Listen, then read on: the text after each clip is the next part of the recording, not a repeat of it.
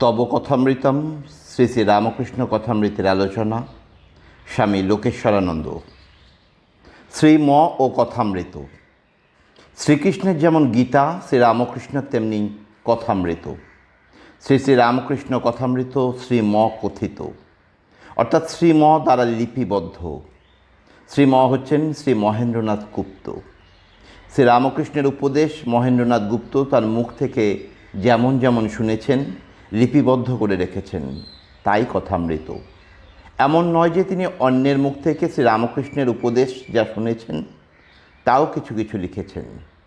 তিনি নিজে যেসব দিন উপস্থিত ছিলেন, নিজে তিনি শ্রী রামকৃষ্ণের মুখ থেকে যা শুনেছেন, শ্রী রামকৃষ্ণকে তিনি যা যা করতে দেখেছেন, বা শ্রী রামকৃষ্ণের উপস্থিতিতে অন্য ভক্তেরা যা যা আলোচনা করেছেন, সেসবই তিনি শুধু লিপিবদ্ধ করে রেখেছেন।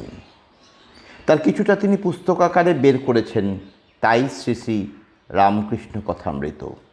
শ্রীম লিখেছেন, আমরা তাহার নিজের মুখে যাহা শুনিয়াছি ও নিজের চক্ষে যাহা দেখিয়াছি সে সমস্তই কথামৃতের মধ্যে সাজাইয়া দেওয়া হইয়াছে।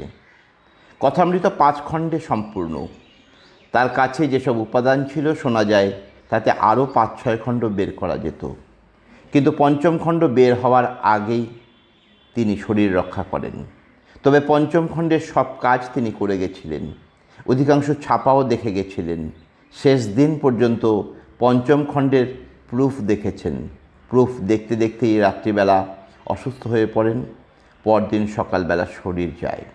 তাই 5ম খণ্ডটাই শেষ খণ্ড, তারপর আর কোনো খণ্ড বের হয়নি। কথামৃত সম্বন্ধে বলতে গেলে শ্রীম সম্বন্ধে একটু না বললেই চলে না। দুজন ব্যক্তি কথামৃতে সব সময় আছেন, একজন শ্রী রামকৃষ্ণ, অপরজন শ্রীম।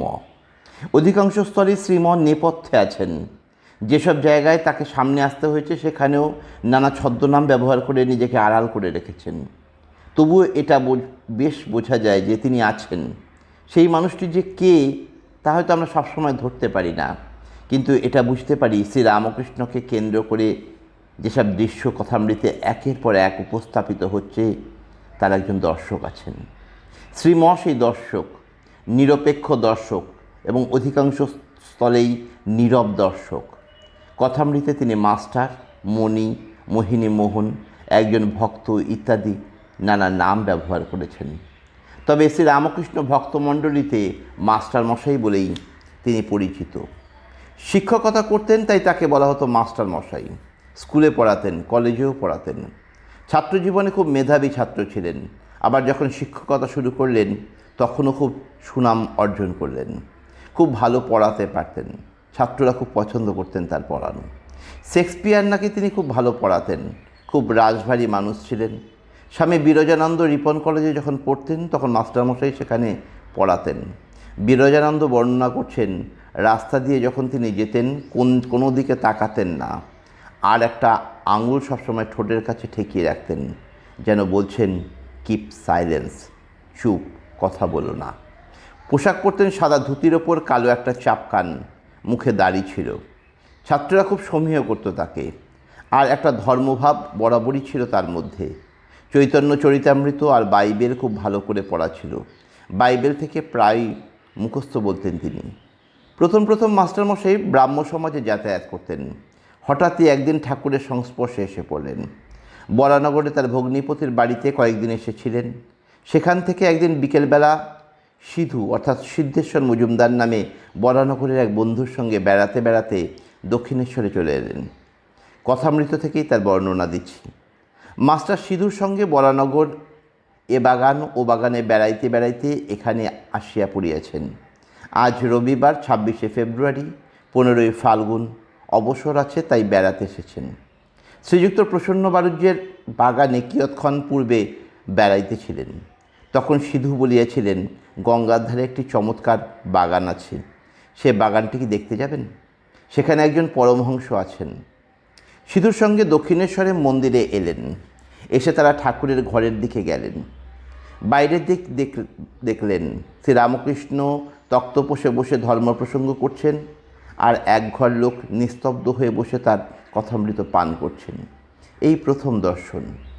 মাস্টারমশাইয়ের মনে হলো যেন সাক্ষাৎ সুখদেব ভগবত কথা কহিতেছেন। আর সর্বতীর্থের সমাগম হইয়াছে। অথবা যেন শ্রী চৈতন্য পুরীক্ষেত্রে রামানন্দ স্বরূপাদি ভক্ত সঙ্গে বসিয়াছেন ও ভগবানের নাম গুণকীর্তন করিতেছেন। শুনতে পেলেন ঠাকুর বলছেন, যখন একবার হরি বা একবার রাম নাম করলে রোমাঞ্চ হয়, অশ্রুপাত হয়, তখন নিশ্চয় যেন যে সন্ধ্যাদি কর্ম আর করতে হবে না। অবাক হয়ে ঠাকুরের কথা শুনছেন, খুব ভালো লাগছে। মনে মনে বলছেন, কি সুন্দর স্থান, কি সুন্দর মানুষ, কি সুন্দর কথা, এখান থেকে নড়তে ইচ্ছা করছে না। তারপর ভাবলেন একটু ঘুরে ফিরে দেখে নিই জায়গাটা, তারপর আবার এসে ওর কথা শুনব। ঘুরে ঘুরে সব দেখছেন। সন্ধ্যাবেলা আরতি শুরু হয়ে গেছে, কাঁসর ঘণ্টা, খোল, করতাল এসব বাজছে।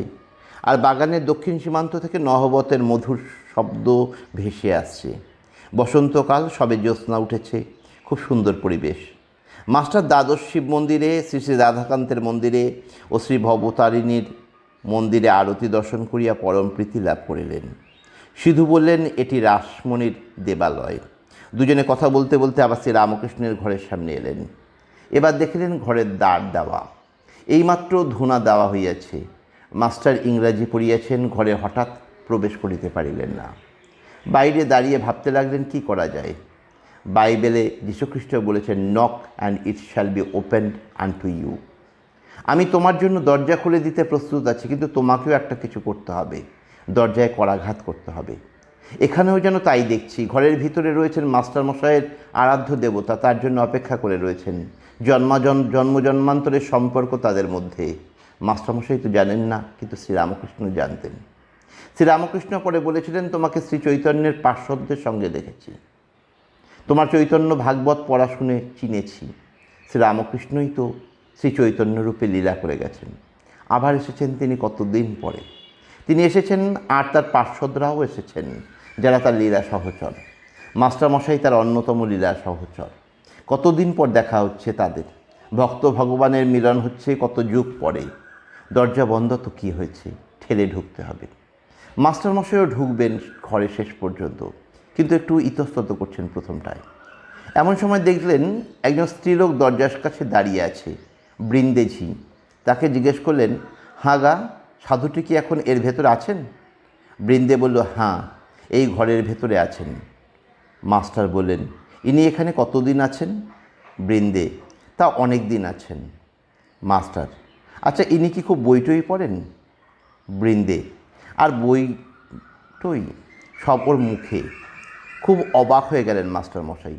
বইটই পড়েন না, তাহলে এ কী রকম সাধু? তারপর জিজ্ঞেস করলেন, আচ্ছা, ইনি বুঝি এখন সন্ধ্যা করবেন? আমরা কি এ ঘরের ভেতর যেতে পারি? তুমি একবার খবর দেবে। বৃন্দে, তোমরা যাও না বাবা, গিয়ে ঘরে বসো।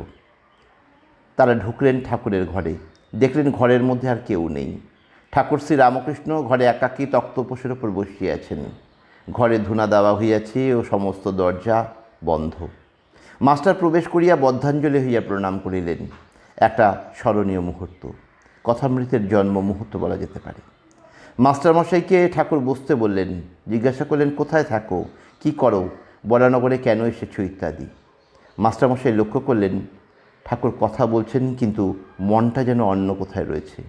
পরে তিনি শুনেছিলেন যে এরই নাম ভাব। মাঝে মাঝে শ্রীরামকৃষ্ণ ভাবে একেবারে বাহ্যশূন্য হয়ে পড়েন। সেদিন বিশেষ কথাবার্তা হলো না। দু একটা কথা বলে মাস্টারমশাই বিদায় দিলেন। ঠাকুর বললেন, আবার এসো।